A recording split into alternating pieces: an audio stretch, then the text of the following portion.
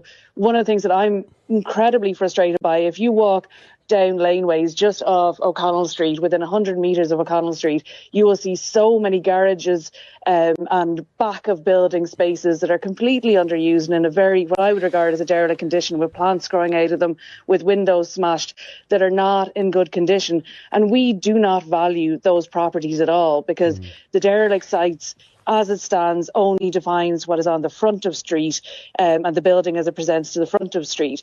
So we have so much underused land, buildings that could and should be converted into housing or productive use, that are not in any way addressed by the current government approach on dereliction. And that, I think, is totally neglecting what the real challenge is here. And if this is to be more than a rhetorical exercise, and I really want it to be, because I really want to see action on this, because it's so damaging to our city spaces, we need to see that definition taken on, and something closer to a site value tax that recognises backup properties, outside spaces, as well as just the front of the building itself, above the shop.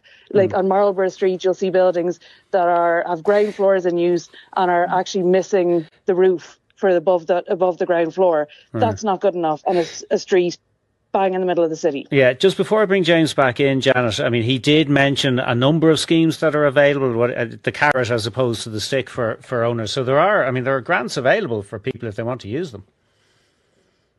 There definitely are. And